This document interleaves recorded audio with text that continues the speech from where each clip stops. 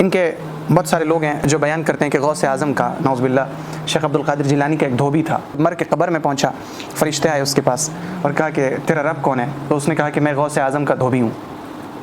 فرشتے نے پوچھا تیرا دین کیا ہے؟ تو اس نے کہا میں غوث اعظم کا دھوبی ہوں۔ پھر پوچھا کہ تیرا رسول کون ہے؟ تو کہا میں غوث اعظم کا دھوبی ہوں، مجھے ان سب چیزوں سے کوئی مطلب نہیں ہے، غوث اعظم کے کپڑے آتے تھے میں دھل دیتا تھا، اور میں نے دنیا میں کچھ کیا ہی نہیں ہے، جو پوچھنا ہے جا کے انہی سے پوچھو۔ ابھی یہ سوالات چل ہی رہے تھے کہ شیخ عبد القادر جیلانی ان کی قبر میں آئے، اس دھوبی کی قبر میں آئے اور کہے، اور انہوں نے وہاں جا کے فرمایا کیوں میرے دھوبی کو پریشان کرتے ہو، جاؤ جو پوچھنا ہے مجھ سے پوچھو۔ اور فرشتے چلے گئے اللہ کے پاس اور کہا کہ یا اللہ یہ سارے معاملات ہیں۔ اللہ تعالیٰ نے فرمایا نعوذ باللہ، اللہ رب العزت نے فرمایا کہ چھوڑ دو، یہ میرے غوث اعظم کا دھوبی ہے۔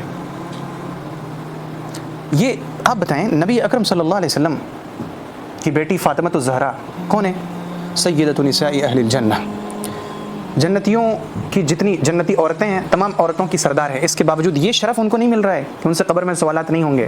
قبر میں سوالات ان سے بھی ہو رہے ہیں۔ ام المومنین حضرت عائشہ صدیقہ، ام المومنین حضرت خدیجہ، ام المومنین حضرت حفصہ، ام المومنین حضرت ام سلمہ اور بقیت امہات المومنین، سب سے سوالات ہو رہے ہیں۔ سوال کن سے نہیں ہو رہا ہے؟ غوث اعظم کے دھوبی سے نہیں ہو رہے۔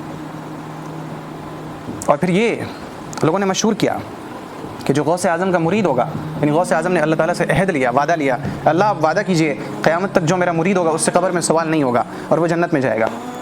لوگوں کو شارٹ کٹ مل گیا، اب کرنا کچھ نہیں ہے، نماز نہیں پڑھنا ہے، روزہ نہیں رکھنا ہے، حج نہیں جانا ہے، آپ حج میں مت جاؤ، آپ چلے جاؤ ان کی قبر پہ، آپ کے سارے گناہ معاف ہو جائیں گے، نعوذ باللہ۔ یہ جو سارے کنسیپٹ ہیں، یہ جو ساری چیزیں ہمیں دی گئی ہیں نا، ان کا حقیقت سے دور دراز تک کوئی تعلق ہی نہیں ہے۔